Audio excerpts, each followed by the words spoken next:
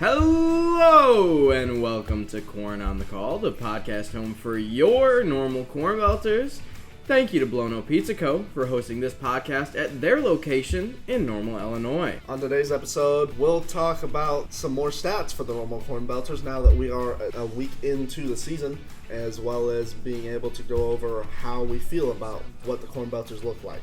We are your hosts, Blake Borgart, Braden Fogerson, and Megan Ruger-Smith. Why don't we talk about the weekend of games that just happened? We had the Corn Belters home opener that I believe we were all in attendance for, and we had our first broadcast. Yeah, I mean that was first of all, it was awesome doing the broadcast with you guys. I think that it turned out a lot better than we were anticipating it would have. We ran into some tech issues a little earlier on, but that is to be expected. But an awesome first weekend of games if you're the Normal Corn Belters to start out the season at 5-2 right now. After I think we're sitting at around 2 weeks of total action right now. 5-2 is an awesome place to be in, and if you look at the Prospect League standings and what they're looking at right now, the Corn Belters are in second place essentially. They're tied for second, but they're just trailing one game back behind the Alton River Dragons, and this is an excellent spot to be in if you're a new team and you really have yet to build a lot of chemistry with each other up to this point. Well, actually, it looks to me that they are, in fact, the sole owner of second, I believe. They are leading the Great River Division as well, and they've looked really good. They've been really exciting. It's been fun to be able to broadcast them. Big shout out to Kevin for helping us figure out how to do the broadcast over in Arizona or wherever Kevin may be. But the Corn Belters look really good, and the roster, to me, looks more of a pitching-oriented roster right now. The pitching staff has done pretty well for the most part, and they've also done a good job of keeping their averages up and being consistent that way, too. So you've got a really complete-looking roster to this point in the season. I think my biggest takeaway from the first weekend of games is that we have a very solid and complete lineup. And I know a lot of times, teams have those 1, 2, 3 hole hitters that are really good at, maybe getting a few home runs, starting off the game pretty hot. But the Corn Belters are able to get men on and score them through smaller hits, singles, doubles. Runners are doing a good job advancing through stolen bases. I know Chatterton had a few this weekend.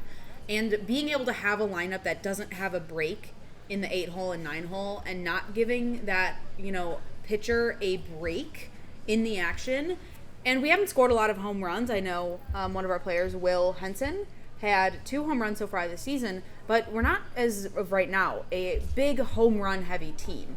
And I think that's so impressive, especially for young guys, to just be able to have a team that can connect hits.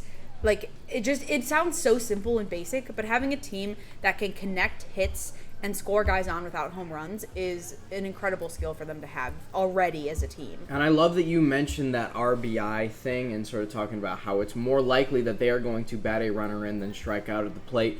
Because there was one stat that jumped out to me immediately when I was taking a look at the roster and sort of the hitting averages that we have. Ben Higgins, he's had 13 total at-bats. I expect to see him sort of fly up in that number, considering the leading batter right now is Kyle Bartman with 22. I would expect to see Higgins sort of catch up to that mark in the coming games. But Higgins right now has 13 at-bats. He's only struck out once so far in this season. Higgins has 6 total RBIs, meaning he has a better chance of batting in a runner and scoring runs for the team than he does of striking out. And if you keep just looking at the rest of this order, they have 35 total RBIs at the moment. They've only allowed 22 up to this point. You take a look and you see that there really is just this sort of slant towards RBIs being favored as opposed to a player possibly striking out when you look at a lot of the stats. You look at guys like Jared Comia, for example. You look at a guy like Peyton Meredith. You look at Jackson Chatterton. Cy Kerber, for example. A lot of these guys who have a little bit in the higher slugging percentage, you're going to see that their RBIs are significantly going to outweigh their strikeout numbers, just because they're going to swing at good pitches that they like, and they're going to hit them in the gaps in the outfield that makes it difficult for the outfielders or the shortstop or second baseman to really get there and make a good play on the ball and prevent a runner from scoring. Yeah, I would also like to mention that when you look at the list of statistics as far as the team as a whole, there's a couple categories that are really important as far as judging whether a baseball team is good or not, that they are on top of the league in or near the top on. They are leading the league in earned run average as well as batting average against, which is really a good gauge for both as to how well they do pitching-wise at limiting people from having successful at-bats and things like that. And leading both of those categories tells me that to this point they've been the best overall pitching staff of anyone in the league. They've also been up near the top in triples, which is a much more minor category. Triples very rare, and it doesn't necessarily mean that you're doing well just by getting triples, but it's certainly good to be up near the top in that category. And there's some other stats that you can look at for other teams as well that it'd certainly be interesting to get into more in depth on at some point as well. But when you get to look at stats like that and figure out where does this team stack up against everyone else in the league, it's very interesting to see if there's a lot of key statistics that we look at and see that the Corn Belters are at the top so far. Going off of what Braden just said, it's interesting that we're the best in the league with batting average against. And Blake and I actually just called the game where Gabink, had a stellar performance. He went 6.1 innings, allowed very few runs, and that is something so important for teams to have.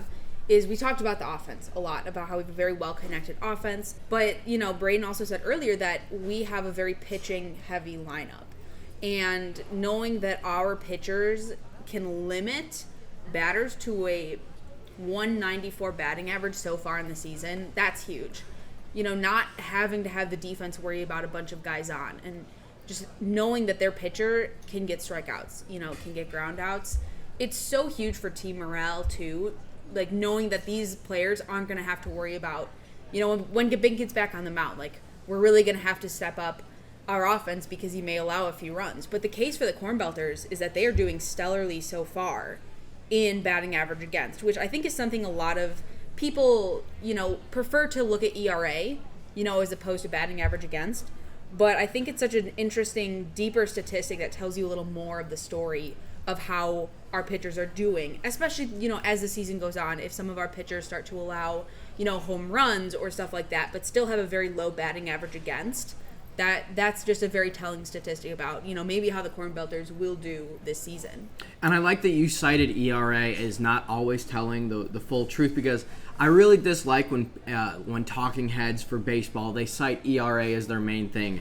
I see right now we have some guys that say they have Clayton Johnson, for example, has an 18 ERA. That's not actually reflective of how his ERA is going to look at the end of the season, and so you can't take that number as religion, essentially, as the word of what actually is going to be consistent throughout the season. And I love that we're talking about how deep this roster is in regard to pitching, because coming into the season, you're able to look at the things that these guys did in college. You're able to look at the stats. You're able to read a little bit about what their max speed is, but that never tells the full story exactly. And with guys like Bodie Gabink and Luke Olson and Jack Feely up to this point, I've been incredibly impressed. And these were guys who really didn't jump off the page to me personally when we were coming into this season. And now that they're here, and now that I'm getting to look at their game, it's a completely different story. Another one I really want to bring up who's really grown on me personally is the junior pitcher from SIUE, Spencer Smith. He has come in and he has been an absolute crucial reliever and a saver here. I know it says he only has one save statistically, but he came in against the Burlington Bees when we had a surmountable lead, and he was retiring batters left, right, and center, throwing in the mid-90s to low 90s. He had a great changeup between his slider and his fastball, which just really seemed impossible to hit when he was painting corners and painting the strike zone. And the umpire was just seeing it the way he was, and he looked excellent that night. Yeah, I would certainly like to go off what you said a little bit earlier about the stats as well, is that you when you're in this league, you don't get StatCast like an MLB team would. There's only so much you can do as far as getting the full picture of how good or not so good a pitcher or hitter is. But ERA is, for old heads especially, one of the best ways to go off stats. But if you can get more specific stats, more accurate, or just completely different stats overall that are calculated in different ways that we don't have access to, you probably see a little bit different story for certain players, certain hitters. And one person that I'd like to mention as part of that, it would be Xavier Watson, who batting has a pretty disappointing batting average, but he's had several big hits, which has proven that he's had the ability to do well in key situations. We saw that on Saturday night. And then also in terms of fielding, his fielding percentage is .917. If I remember correctly, he just had one rough throw that got counted as an error on that Saturday night game. But there were 2 plays that easily would have been base knocks if there was anyone else over there at third. And because we're stuck with the less specific, less StatCast type statistics, we're not able to get a true gauge on a player like Xavier Watson, because you're just stuck with fielding percentage, and one mistake means that you're not matching up with the guys who either have just had a lot less opportunities to make mistakes, or just have still done a good job of avoiding them. But at the end of the day, Xavier Watson is easily our most impressive looking defender, and because of the fact that you're stuck with older stats and things like that, you can't gauge catch probability, how good you are at limiting hits that would be hits for most other fielders. And so he looks a lot more impressive to me than the stats show. And something I think, going off of what you said, and we mentioned earlier, the 18 ERA, low batting average, something that people don't understand, and I'm sure you two have had experience with this as baseball fans. So a lot of people say, baseball is boring and, there's not a lot going on, and why is the season so long? It is because baseball is a long game. Baseball plays the long game. There's a reason that MLB has 162 games. There's a reason the Corn Belters play 60 games, because with football, you can only have, a season with limited games and still have a full round profile of statistics. However, with baseball, is maybe for the first few months, one hitter, like I know Seiya Suzuki for the Cubs had been hitting, he had 2 hits every game for the first month and a half of the season, and he was hitting well above 300. And whereas other players, I know I'm a Cubs fan, so I can talk about this because it's my team, Schwindel and Wisdom had been doing very poorly to start off the season. And so they may have come in with these really low batting averages, maybe just hitting 200, 210, whereas Suzuki is hitting 330, 340. And, as a casual baseball fan, you may look at those and be like, oh my God, what is going on? But by the end of the season, maybe those numbers will usually end up, the range for, hitters is usually bottom end is 220, where major league pitchers and batters, their lowest batting average is 220. Their highest, if a player gets 310 in, more the modern era, then you're hitting fantastic. And so people don't realize also how precise this sport is, because that is such a small range when you really think about it. If you're hitting 1 to 10 and you're just between, 220 and 310, that's a pretty small range. And people don't realize how much the numbers can tell. But the real thing is numbers tell later on. Is right now you may look at a guy who maybe he is after 4 or 5 games an 8 ERA. Maybe he hasn't pitched too many innings. You have to give these players the time and the opportunity to get innings under their belt, to get at-bats under their belt before making judgments on them as who they are as a player and as a pitcher. And fans will remember those types of performances too. If you have a player that, is batting 250 or lower and generally might be considered someone that at the major league level is considered minor league, and this type of level is just considered, maybe he needs to be benched or something like that, move him around in the order. Fans will remember the players that, might have a rougher looking stat line, but have had big moments and big games and done well and led to wins that way.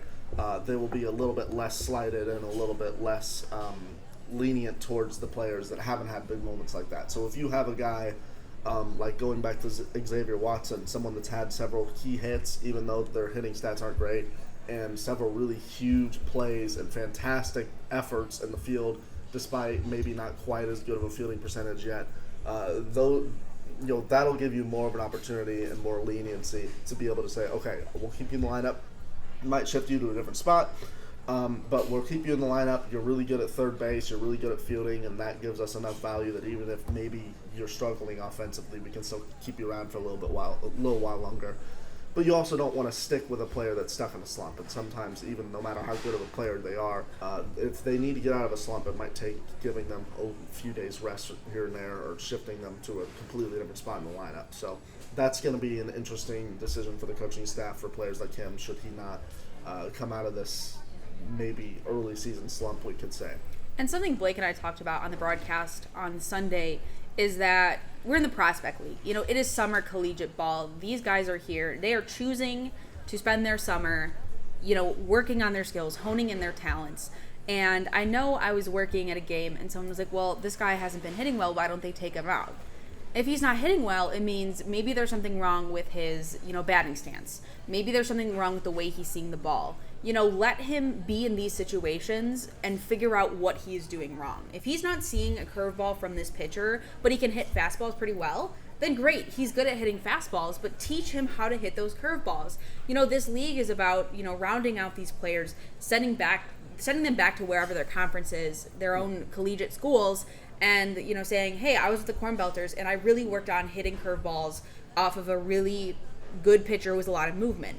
And, you know, sometimes I think a lot of the time we forget that these are collegiate guys. You know, these are guys our age. These aren't, you know, the Aaron Judges and the Giancarlo Stantons of baseball. It's collegiate ball. And, you know, with MLB is such a big media market, and you talk about the hobby biases, and just from a media and communication standpoint, Braden did not like that. Just from a media market standpoint, I mean, you hear all these flashy things about home runs, and oh my God, this guy just got sent down to AAA because he's not been hitting well in the past few weeks. We don't have a AAA. We don't have a market. Our market are Corn Belters fans, parents, interns, and staff.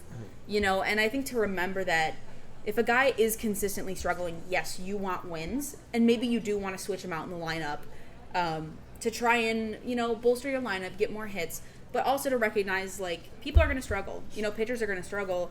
These kids are in high school and college, trying to learn how to navigate different positions that they're being put in. And we talked about before the podcast, some of these guys are incoming freshmen. Yeah. And going from, I know one of the pitchers is an incoming freshman to a university, and going from pitching to other high schoolers, and sometimes you'll see freshmen and sophomores in high school on a varsity lineup, and going from pitching to those hitters, then getting to collegiate ball where you are playing schools that have kids who have, like, gone to conference championships, who play these super competitive teams and who are more matured hitters. That's a learning curve. Yeah. And I think it's a great step for them to take, you know, letting them have the experience as an incoming freshman to hit and pitch against these older, better matured players, instead of having to do that, you know, March of their freshman year. Yeah. Instead of right now.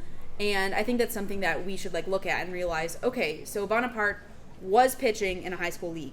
Now he's playing against, you know, Jackson Chatterton, who went to the second round of the Missouri Valley Conference. And to know, like, all of these different players come from different backgrounds and very competitive universities. So it is going to be an adjustment, just like statistics and stuff. This is why I'm excited to hear from the coaches next week, because we'll be able to ask them, you know, what is the strategy as far as, you know, dealing with a developmental league where at the end of the day, you're trying to make these players better for when they go back to college. No college coach is sending their player to the normal Corn Belters or any other team in the prospect league expecting that when they come back they're going to be worse as a player. So you got to find ways to improve them and leave them better off than they were when they first joined your organization. Well, I like that we were talking about learning curves, and we're talking about the strategy of the game of baseball, because when you really break it down, baseball isn't like a game of football where there's going to be all that flashy action on the field. It is a game of chess and a game of checkers where there is more strategy involved in regards to, you know, walking batters. And, you know, immediately when we were talking about this, and we were talking about how the prospect league is about evolving players and helping them to develop their skills. It's not just helping them on the physical end of the spectrum, it's also helping them on the mental end of the spectrum. And one of the moments that really jumped out to me in the earlier games that we were talking about was, I think it was either Adam Wibbenmeyer or it was Spencer Smith at the end of one of the Lumber Kings games when we were at home just a couple of days ago. And I was doing the broadcast, and there was a very peculiar moment that jumped out to me. We opted to walk first baseman for the Lumber Kings, Jeremy Conforti, in favor of having 2 runners on the bags with a 1-out scenario. And I'm not sure how much of that is really down to the manager for the Belters, or how much of that really is a pitcher's choice. But, seeing an instance like that where we're sacrificing having a batter up and, sacrificing that out for the opportunity for a double play and forcing them into a force-out scenario was something that was really, really special to me personally, to see that sort of jump off. And then it worked out perfectly, too. Right after that, I believe there was a hit by whoever was next up in the order, and it forced 2 outs, and that was the end of the inning. So I feel that definitely served as a learning moment for a lot of these young guys who, maybe they haven't been dealing with strategy like that, and it's just sort of been a run-and-gun sort of approach in regards to pitching and hitting. They're coming here and they're learning not just the physical side of baseball, but also the mental strategy as well. And I think with the mindset, capability of these players in high school, I think in that scenario that you were talking about, it would have been, maybe get a pop out, try and hit it up in the air, but not far enough out that a runner could tag. Just get this guy out, because you're more concerned at the out at the plate. And then when you get to college, that's where the strategy comes in, where maybe these incoming freshmen have never had to deal with intentional walks. And what do I do in that scenario as a pitcher? This is his time to learn how to maybe place balls that hitters can ground out instead of popping up in the air. And so these are key moments that, our coaches are showing players. And we were both, I know, surprised when there was an intentional walk, because we had not seen it before in this league, and we weren't sure that intentional walks, just being called and not throwing 4 pitches out of the zone, was an actual thing. So when we saw that, we're like, oh, that's an intentional pitch. And so it's so fascinating to see that these players are completely changing, going from a high school mindset, both physically and mentally, now to playing college ball. Yeah, absolutely. And so I kind of wanted to transition really quickly here towards maybe a different topic than what we've been talking about. I was just wondering, from what games you guys have gathered and what sort of experience you've had with watching these, have there been any favorite players that you've sort of developed a love for or a bond with? And, are there any guys who you're really looking to expect to explode in the coming weeks, just based off of the small sample size that we have already been given? So I go to Bradley, as some of you know. Yes. Bradley's superiority here in this house, not my 2 ISU coworkers. Jackson Chatterton, I have watched him play before, and I think, what I said last week on the podcast was that he's a very stalwart player. And he may not be one of those players that is getting these huge flashy home runs or, noticeable things. I think Chatterton tends to be more of a sleeper, where he is good and he is consistently good, and that has a major impact on the team. And he's not going to hit these flashy home runs or, he's solid on defense. He made some very nice plays on Sunday's game against the Kings, and he steals bases very well. He's fast. We've seen him beat out bunts and other plays, and so he's just a player that you can rely on consistently, and that gives other players a chance to step into the zone and maybe become those kind of big stars where they do hit flashy home runs, where they do make really flashy plays, and because of that they might have a lower on base percentage. But then you have Chatterton there, who can get on base, who can take a walk and maybe just bloop a single and start a rally that way. And I think that's so important, especially for a young lineup to have. Well, I enjoyed watching Jake Armstrong on the mound that Saturday night game. He came out for game 2, and the Corn Belters were off to a really rough start. It looked really frustrating. If I remember correctly, it might have been Cameron Glick who came out there and was only able to get 1 out before he was finished for the night. Jake Armstrong came in and pitched 4 2/3 innings. He just looked amazing. He was getting strikeout. He got 5 strikeouts, but he was really making people whiff out there. He's got an ERA of 1.93 now, for those that are still in favor of the ERA stat. He just looks fantastic out there, and I think if you get him even into a starter role, he did a fantastic job as a long reliever. Certain relievers do best in certain situations that even, no matter how good they are in that situation, you put them in a completely different spot, and sometimes they just are completely out of whack. So I don't know if Jake Armstrong's the type of guy that can come in and be a starter, but he showed coming in as a junior that he has more than enough ability to throw a long time, and he threw, I think, over 90 pitches if I remember correctly. So he has the arm, he has the ability to go deep into a game, and he really held his opponent to a low score and set up everyone else to be in good position to go for a win there. For me, it's really hard to just pick one guy because I've slowly just started to develop an attachment to so many of these players. But if I had to pick just one, I would probably pick Will Henson, who, as we mentioned earlier, he leads the team with home runs with 2. The stat sheet definitely tells some lies in regards to Henson. You know, it says he's batting a .214 average right now with 14 total at-bats. He's got a .313 on-base percentage, but his slugging percentage is third on the team, just behind, I believe it's Malik Wurges, Jared Comia, and possibly Ben Higgins. Yeah, Ben Higgins has a 6.9 too, yeah. Yeah, so he's just behind guys like that who are amazing players in their own perspective, but they're also guys who are 1 and 2 years older than Henson is. Henson is a freshman right now with a .643 slugging percentage, and he was a guy coming into this season who I really wanted to see how he could develop on the offensive end, because I feel like he has his tools together on the defensive end. And with 4 RBIs right now, he's only struck out 5 times.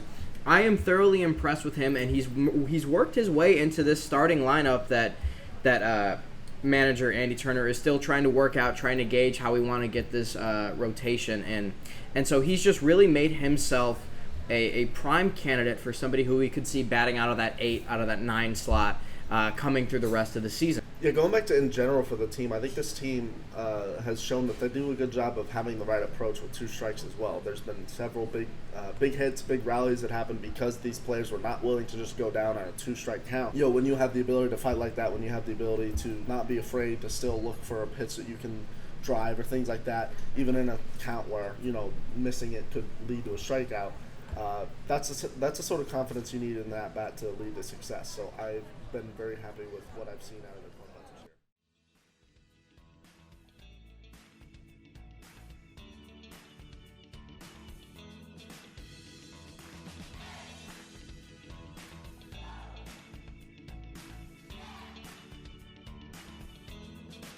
So guys, tonight we have the Danville Dans coming to normal, and the Dans started out their season 2-2. They dropped 2 games against Rex Baseball at home and on the road, but they're starting to get hot. They went 3-2 against the Lafayette Aviators in a 5-2 victory, and then just last night they took down the undefeated Alton River Dragons in 11 innings with a final score of 5-4. So we've got a team coming to town that's looking hot. What can we expect for the Corn Belters to do in order to slow down that hot streak? I would say for the batters, patience. There are a lot of times when you have this opponent that is looking very intimidating, you want to get ahead of them. You know, you really want to, get that home run first, get that first run. And as we saw on Sunday against the Kings, is the Kings scored first, and then we scored. There was a call and repeat going on.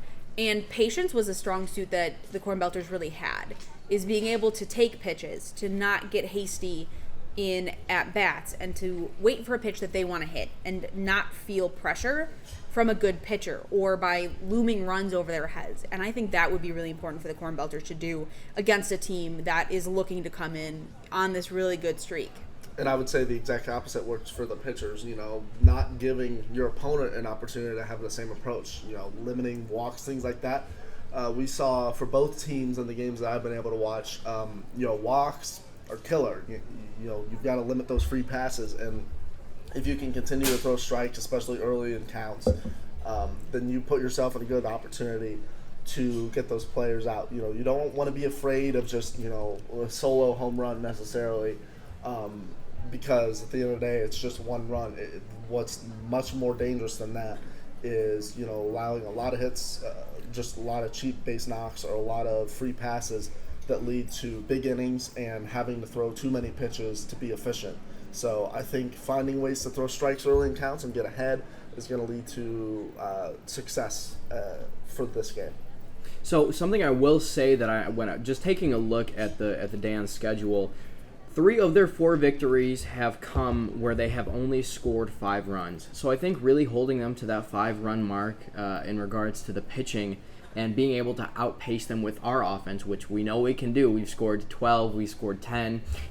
We can absolutely outscore them, but it's going to come down to pitching to really limit them to that 5-run total. And if we can do that, I really don't think we'll have any problem with beating them. But that is going to be the mark that we're going to have to set. And if they get over there, they're a hard team to beat. And right now, so we saw Gabink go 6.1 innings on Sunday. They have had 2 days of rest. Ideally, you see Gabink go out again tonight, and that's hard. 2 days of rest, you're not going to put a starting pitcher out there that soon. But we saw a performance from Gabink that I think the Corn Belters really want to be repeated by another starter. And, of course, in their own style, in their own way, they don't have to be, Bode Gabink again. But to do something like he did where he limits the opposing team's runs and he goes deep in the game and not having to have the team rely on their bullpen, I think would be huge for the Corn Belters. Well, you can't just, force a pitcher to pitch all the time either, because then when the next pitchers come out, there will have been too many days of rest and they'll be out of it at times. Especially for bullpen pitchers, which is why we saw our closer come in a game which was not a safe situation and be able to do well. If they had held off on using him and avoided using him, then he might have been, coming into this game, too many days of rest, not much experience, things like that. So when you have a closer like that, you need to be able to use him even in situations where you can't find a situation to use him in a safe situation. And then as far as starters are concerned, they've got to also be at the top of their game and being able to not only not have too many days of rest, but also show that the manager has confidence in them to go ahead and put them on the mound.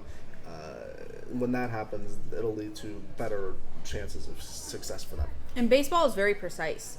Maybe one player like Smith could go 3 days on rest and be fine to come in on day 4. But maybe another reliever will have to take longer days. Maybe he'll need 4 or 5 days, just depending on his velocity, how he throws, if he does a lot more shoulder and arm work, depending on another pitcher. And that is just something that the Corn Belters are going to figure out as time goes on. Because maybe, Gabink is like, yeah, I can go today. I'm ready. And maybe one of the coaches is like, hey, I think you should take another day of rest. And that is just something that the team is going to have to trial and error on and figure out what the best rest and day on situation is going to look like for them. So someone I really am hoping to see maybe get their first start tonight is Caleb Jacobs. He's had 3 total appearances.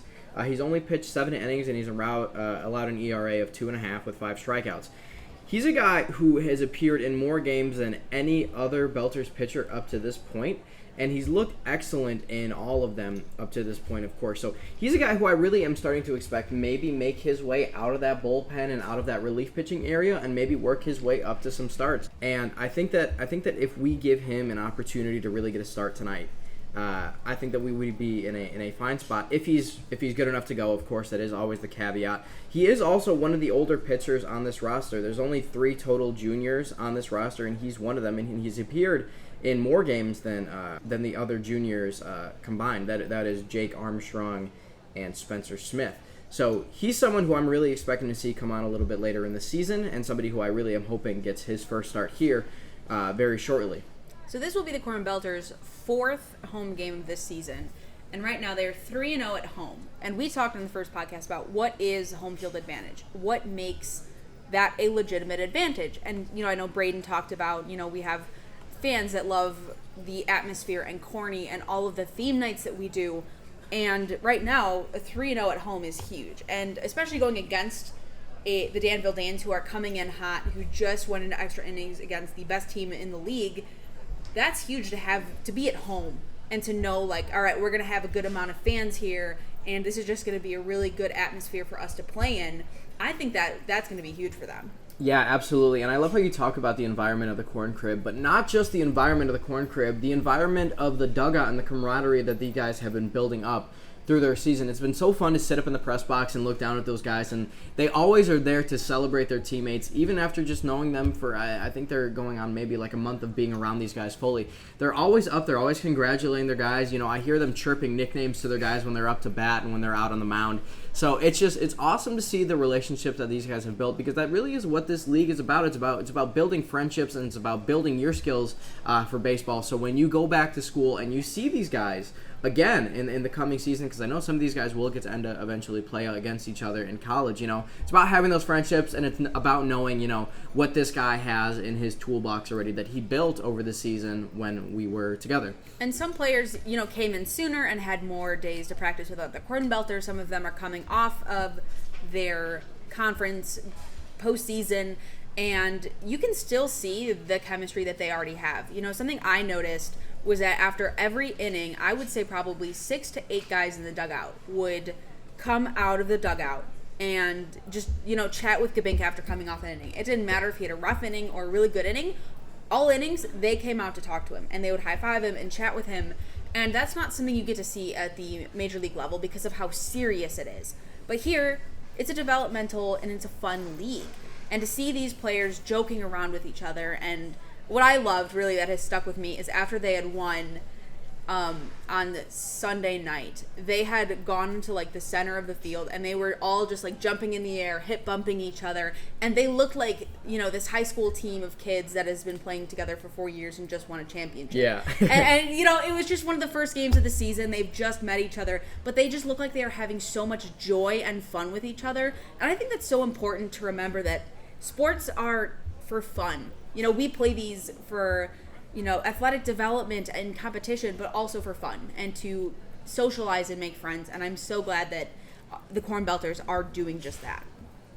Catch us next week on hopefully Tuesday for our next episode featuring the actual coaches of the Corn Belters, since we weren't able to quite yet this week. And we're going to go over yet another weekend of play for the Corn Belters, as well as being able to actually ask them questions about how they've been performing this year. Thank you so much for joining us and listening once again. We love doing this. I know the three of us have a great time here, and we very much appreciate Buono Pizza Co. for hosting us and giving us a wonderful atmosphere to record this podcast in. We have been your hosts. I'm Megan Ruger-Smith with Blake Borgart and Braden Fogerson. Thank you so much for coming out and giving us this hospitality and great food. And as always, Blake, what do you remind the fans to do on Tuesdays? Please come out. Please come and see our podcast. We record in the NBA Jam Room. Please come out. Please talk to us about the Corn Belters. We know we have some loyal fans that are out there, and we would love to hear what your opinions are on how the season has gone. Catch us next week on Corn on the Call.